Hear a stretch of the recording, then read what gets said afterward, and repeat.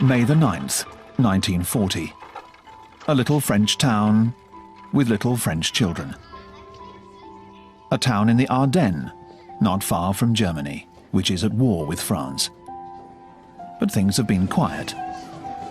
Until now.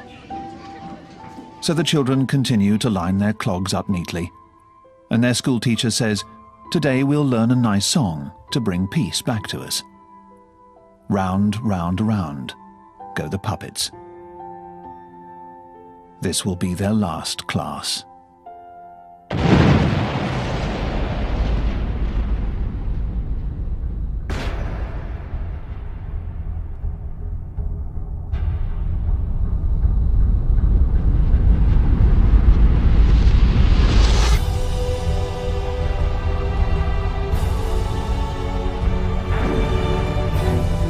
The 10th of May, 1940. At 5:35 a.m., the Germans unleash their offensive.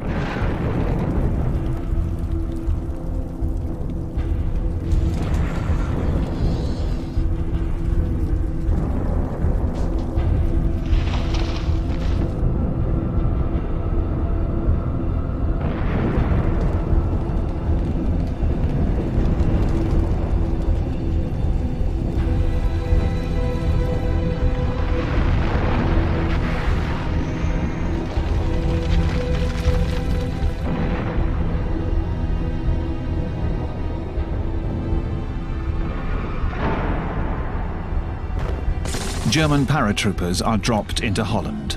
They are the vanguard, the first of 3 million invaders. The Wehrmacht marches into Belgium. This is Hitler's decoy. The Germans pretend they're going to attack France through neutral Belgium, as they did in 1914. The French General Gamelin, Commander-in-Chief of the Allied forces, is confident. He has everything covered. He fine-tuned his strategy during the phony war.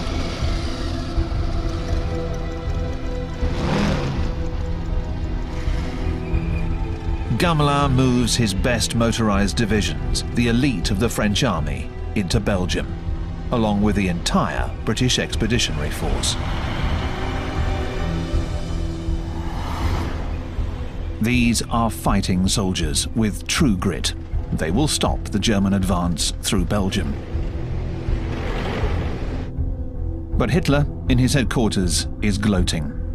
His decoy worked. He exclaims, "I could weep for joy." He instructs Field Marshal Goering, who commands the Air Force, not to bomb the French columns, to let them proceed deep into Belgian territory. And he attacks them from the rear. His real offensive will be through the Ardennes. According to the French High Command, no tank could ever get through those densely forested hills. But nothing stops them, except their own traffic jams.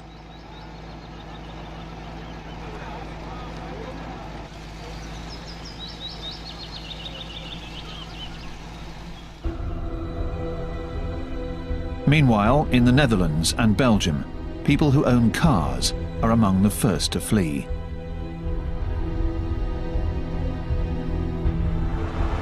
Everyone is suspected. A so-called fifth column is feared, spies working for the Nazis. The Germans continue their diversionary tactics, invading Belgium with specially trained airborne forces. The sappers belt out their song from the campaign in Poland. The girls will have to wait, comrades. It's time to go, comrades. On the 11th of May, at daybreak, they are dropped into Belgium. Their goal is to capture the linchpin of the Belgian defense system, Fort Eben-Emael, on the Albert Canal, which is reputed to be impregnable.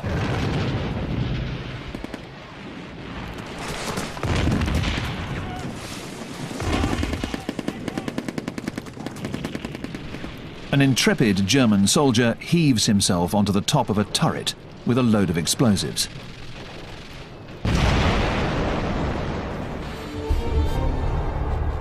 The conquerors stride through the ruins of Fort Ebenemehl, the key to Belgium. Images such as these will forge the Wehrmacht's reputation of invincibility. After the fort falls, people scramble to catch the last trains to Paris.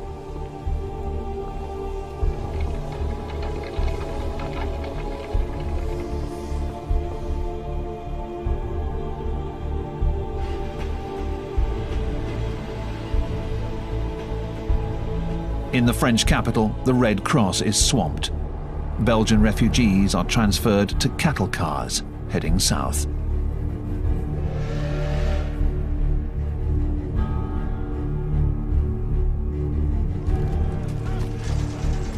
As the Germans enter Liège, panic grows and spreads.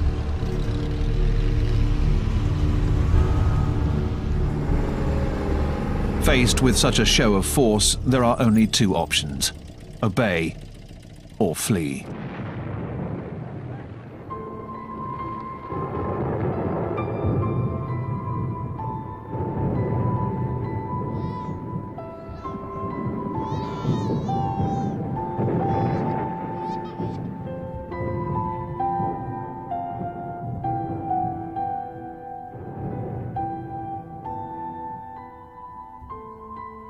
Many of the refugees are people from the countryside. As in many times in history, farmers have always been the last to flee, loath to abandon their crops and their animals. The great Belgian poet Emile Verhaeren wrote, "The people around here have nothing at all, nothing before them, but the endlessness of the open road. The people who work the fields, the people around here, have only endless misfortune."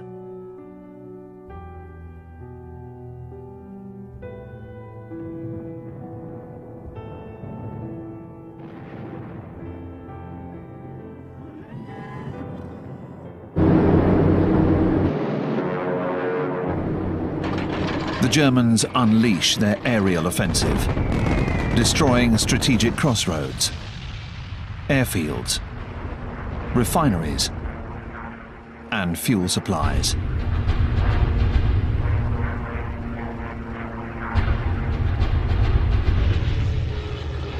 Cities in northern and eastern France are bombed.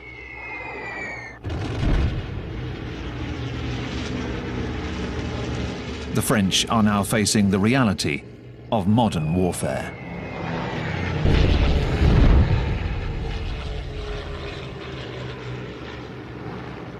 In the Netherlands, the port of Rotterdam is ablaze, the result of a German terror bombing raid, like the one in Warsaw. But these bombs were dropped after the city had surrendered, another of Hitler's war crimes. In London, the new Prime Minister is Winston Churchill. His first speech reveals his determination to keep fighting, whatever the circumstances.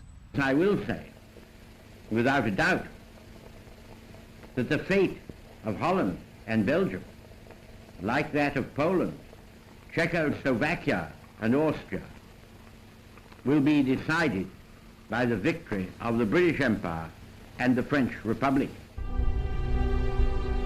But things have suddenly turned very grim in France. In just 3 days, the Germans have swept through the Ardennes and are advancing towards the French defensive line on the Meuse River.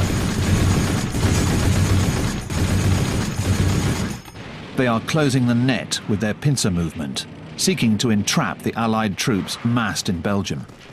The German infantrymen knock over the French as if they came from a different world. With their hand grenades,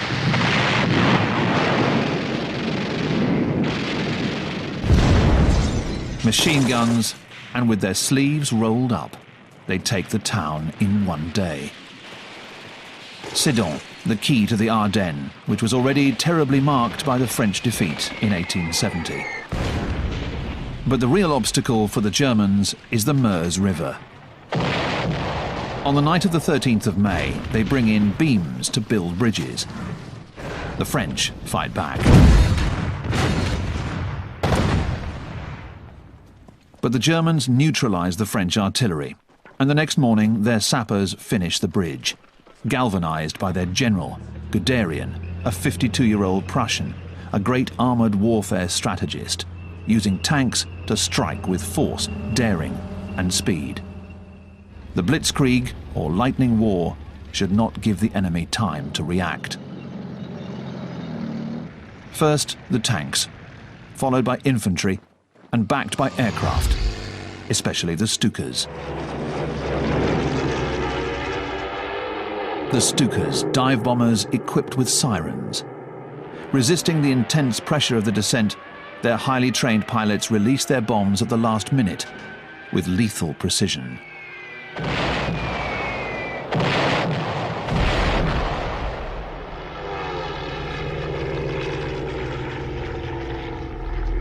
The French Prime Minister Paul Reynaud telephones Churchill in alarm.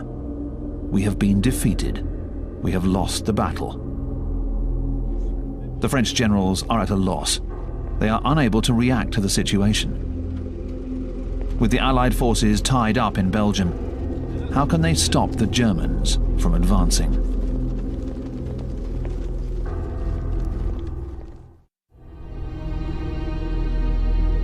In Paris, the French authorities are trying to deal with the increasing number of refugees.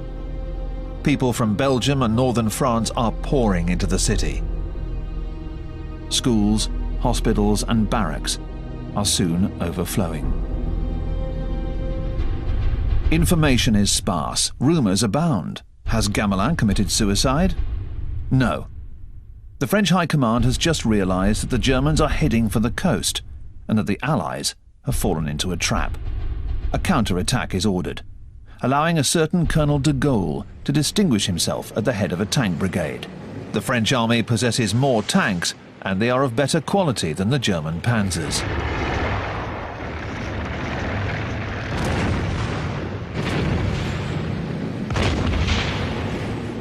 But without any reinforcements or aerial support, the French tanks become prey to the Stukas.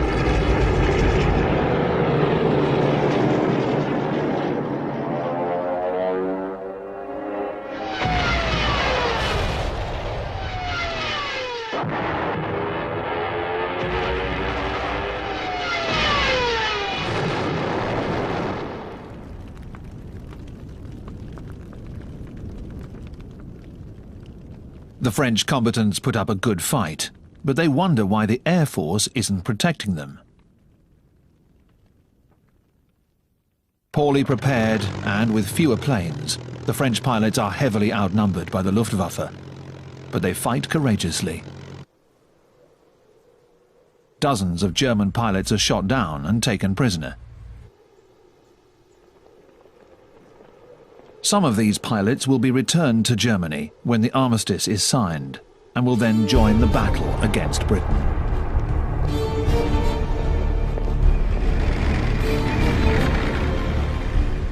The German tanks move swiftly through the towns and villages of northern France.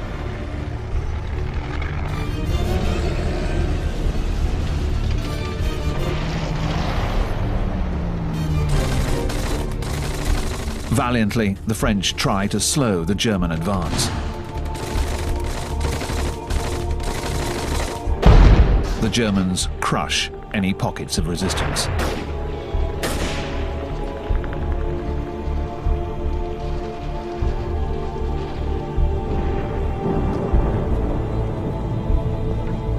The Germans have reached the English Channel. Hitler's strategy of the sickle cut has worked. The British Expeditionary Force, the Belgian Army, and the French Armed Forces are encircled.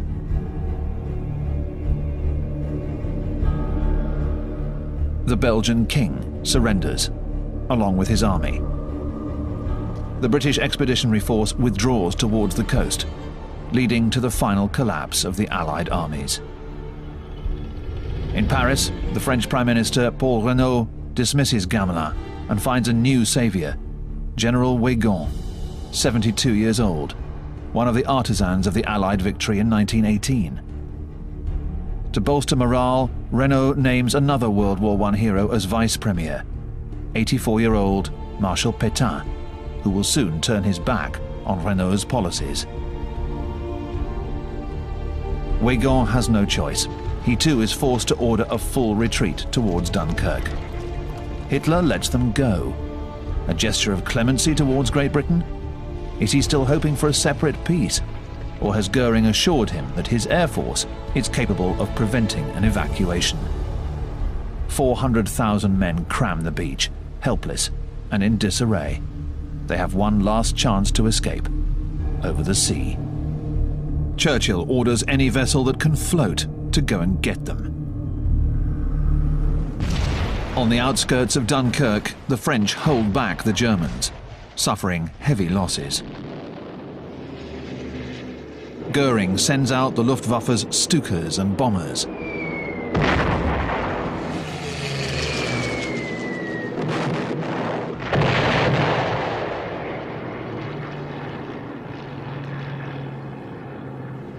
"218,000 British and 120,000 French troops are successfully evacuated.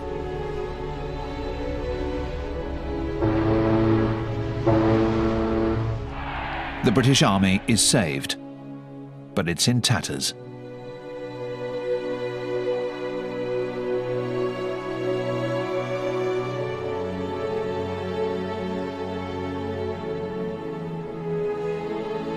The French will be sent back to France in a final attempt to defend their country.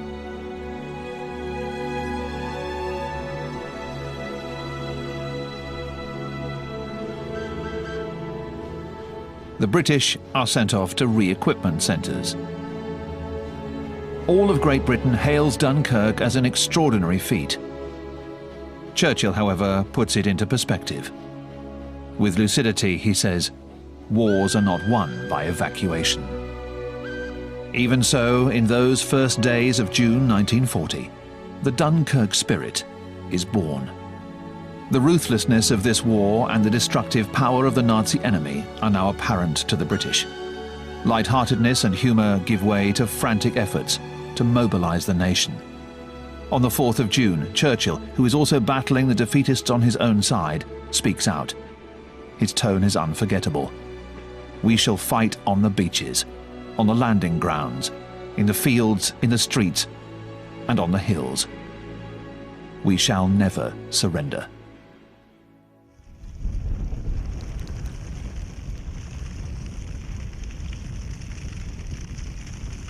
On the 4th of June, the Germans take Dunkirk.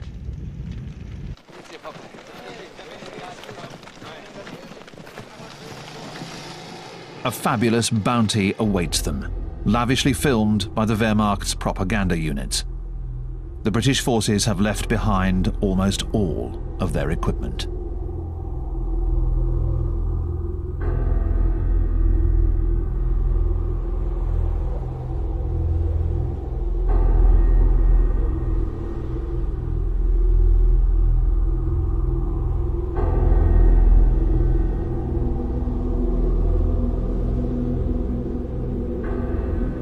The soldiers of the Wehrmacht film themselves in high spirits. They find a French gramophone with a famous record by Maurice Chevalier.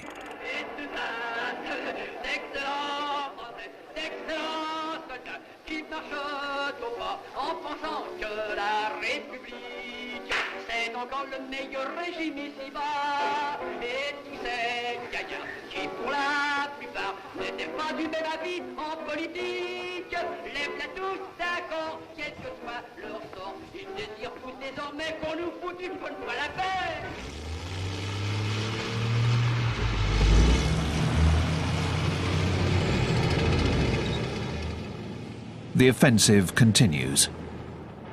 France collapses. Länder der Zivilisation im Kampfe gegen mittelalterliche Barbarei führen.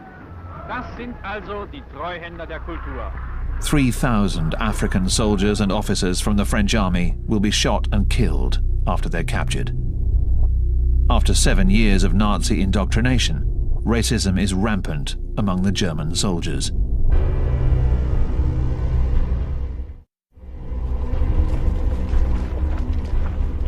3 dates will now be decisive in determining France's fate. On the 16th of June 1940, Renaud is outmaneuvered by the Council of Ministers in Bordeaux, and he resigns. As his successor, Philippe Pétain is appointed to head the French government.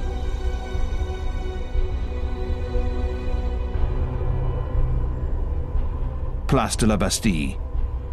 Those who've remained in Paris listen to Marshal Pétain. The war hero at Verdun announces that he is seeking an armistice. Français, j'ai demandé à nos adversaires de mettre fin aux hostilités. J'ai pris cette décision dure au cœur d'un soldat, parce que la situation militaire l'imposait.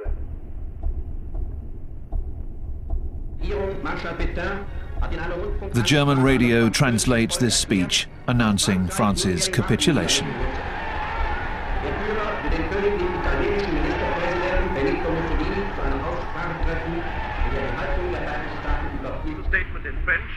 Some French people are able to pick up the BBC. General de Gaulle has arrived in London. On the 18th of June, he denounces the armistice. A few days later, he records a new speech. Nous croyons que l'honneur des Français consiste à continuer la guerre aux côtés de leurs alliés.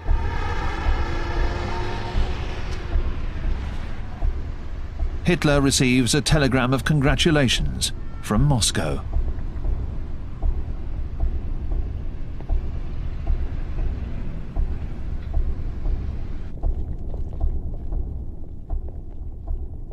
On June the 22nd, 1940, Hitler arrives in Compiègne, near Paris. The setup he has ordered is designed to humiliate the losers.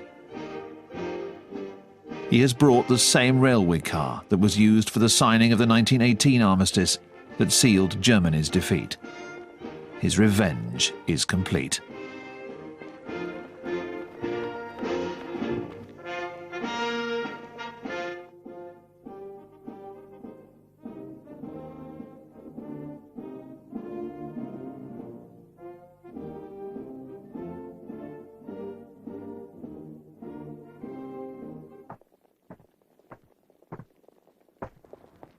The French delegation is led by General Hunsiger.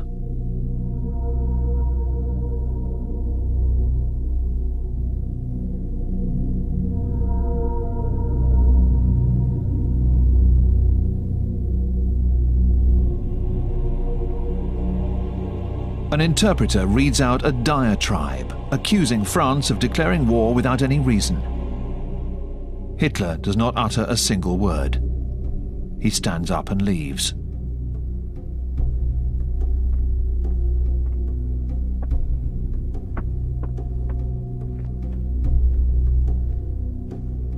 The French delegates have been informed of the terms of the armistice. One of its conditions is that France hand over all the anti-Nazi Germans who have taken refuge in France. Hunsiger tries to negotiate. The Germans refuse. Hunsiger calls the government in Bordeaux. The German secret services tape his conversation with Weygand. Oui, mon général, c'est Hunsiger. Mais mon général, c'est fait. Oui, mon général. C'est fait. Je vous remercie encore de la façon dont vous l'avez fait. Mon général, oui, enfin, vous me comprenez, vous? Oui, non, je vous comprends. Afterwards, Hitler has the railway car taken to Berlin. In the final days of the Reich, he will have the SS blow it up with dynamite. Soon, the major symbols of France's victory in World War I will be mocked.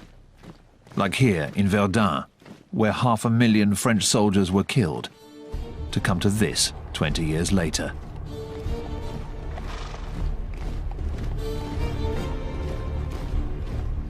Hitler jeers as he visits his men who've only just taken the Maginot Line.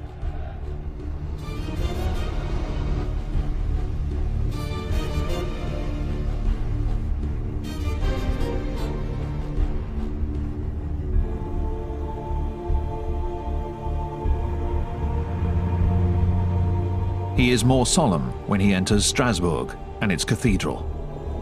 Alsace and Lorraine are German once again, as he promised they would be. The spoils of the French campaign: 2,000 tanks, 5,000 cannon, 300,000 rifles, 4 million rounds of ammunition.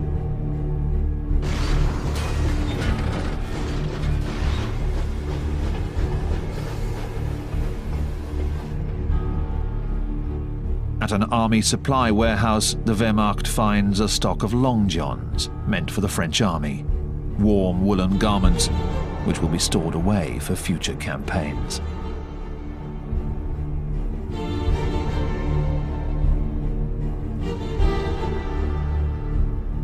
The spoils are the factories, the harbours, all the riches of France.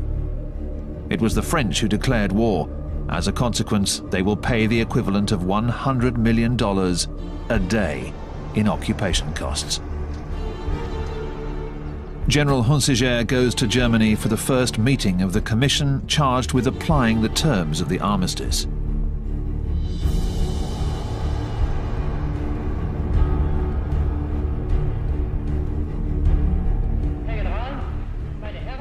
To spare troops, Hitler decides to let France retain partial sovereignty, under a government at his beck and call, and with a limited army stripped of heavy weapons, just to maintain order. The country is split in two, an occupied zone in the north and along the entire Atlantic coast, providing access to all the harbours. Italy controls the Mediterranean area and occupies a narrow ribbon along the Alps. The rest is called the Free Zone, with a new capital, Vichy.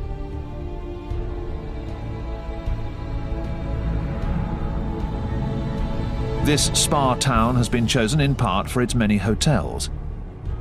In early July, Marshal Pétain moves into them, along with the government ministries. The atmosphere everywhere is abysmal.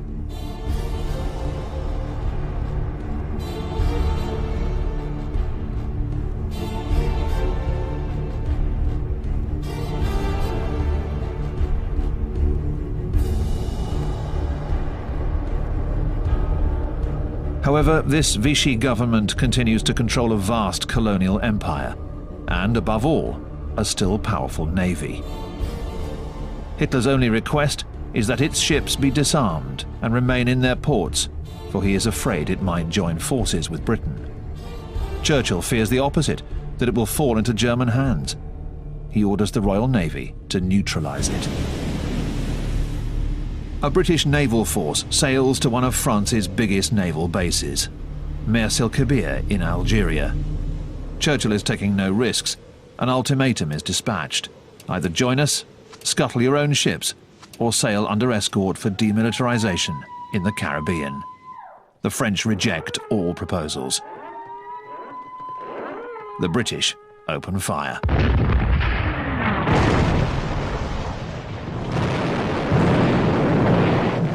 Two French battleships are heavily damaged, and one, the Britannia, is sunk. 1,297 French sailors are killed. Seeking to show his people, the world, and above all the United States, how determined he is, Churchill strikes out at his former ally, whose fleet could have helped the Germans land on British shores.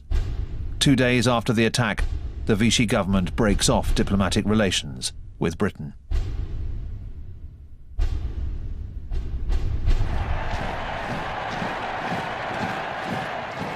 All of Germany acclaims Hitler. His lightning conquest of France enthralls his generals. He sees himself as the greatest war leader of all time, on a par with Napoleon. And like the Emperor, no one dares to contradict him anymore. So bear ourselves that if the British Empire and its Commonwealth last for 1,000 years, men will still say, this was their finest hour.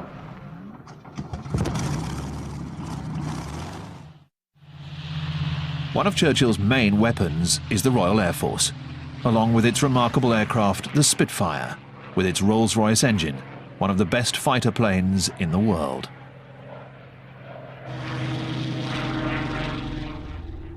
Britain also excels in the field of electronics. The British are the first to use radar for the purpose of defence. In the ops room, radar is used for detecting planes and guiding pilots towards the enemy.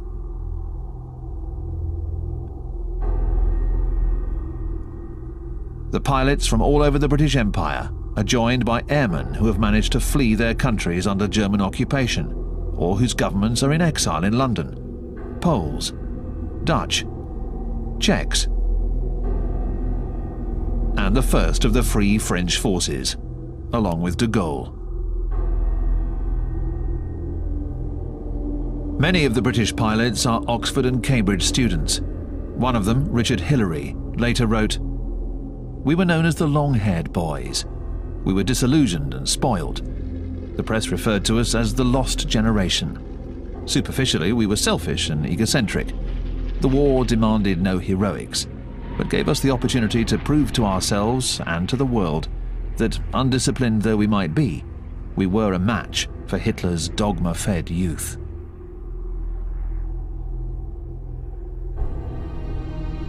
These German pilots have been trained by the Hitlerjugend, the Hitler Youth, with the idea of revenge.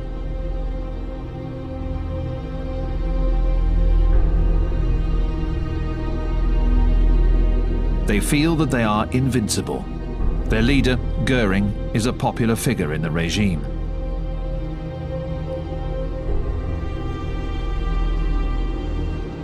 Goering, who is a man of luxury, often stays at the Hotel Ritz in Paris and turns the Luxembourg Palace into the Luftwaffe's headquarters. He has promised Hitler that the Luftwaffe could obliterate the Royal Air Force in days, take control of the air, and enable the Wehrmacht to invade Great Britain. The Luftwaffe has at its disposal all of France's airfields, their installations, and their equipment. Its pilots are well trained, like Adolphe Galland with his trademark cigar, who fought against the Republicans in Spain.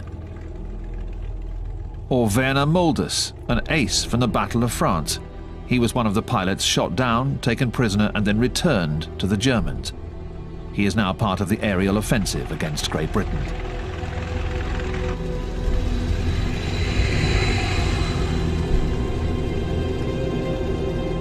Taking off from these fields in occupied France, the Germans will attack convoys in the Channel, harbours, and airfields in southern England.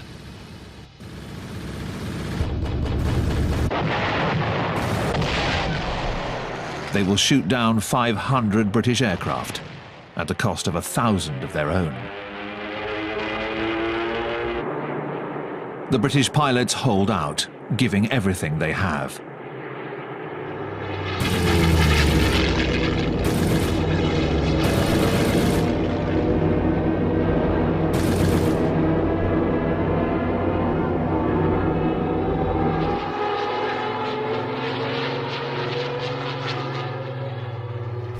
Churchill proclaims, "Never in the field of human conflict was so much owed by so many to so few." Hitler decides to postpone his plans to invade Britain. This is his first setback. His tactics now rely more on nighttime bombings. He says, "The British will surrender when their cities have been destroyed." German bombers attack British cities like Coventry and London. This is the Blitz, daily bombings.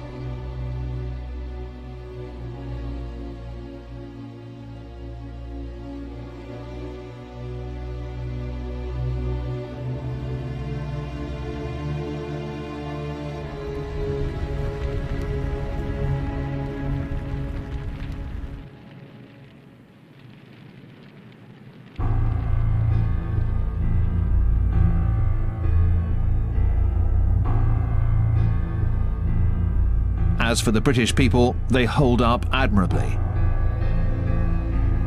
They dig shelters in the gardens of their cottages. And in London, they sleep in the underground stations and go to work the next day.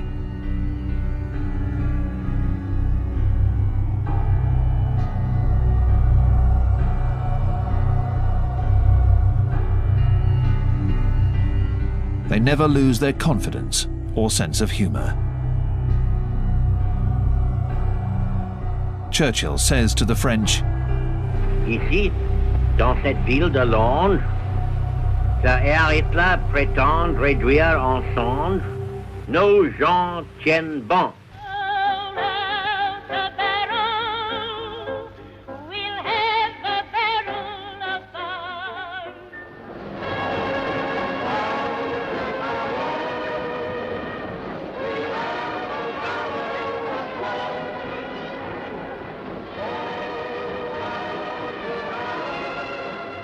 Hitler is exasperated. He will later call Churchill a Jew-ridden half-American drunkard. From now on, whenever he is thwarted, he will vent his spite against the Jews.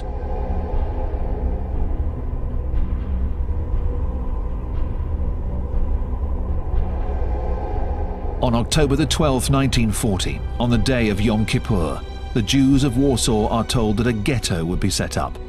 A wall 3 meters high is erected, enclosing 500,000 Jews, men, women, children, the elderly, who will suffer horrifically from hunger, cold, and poverty.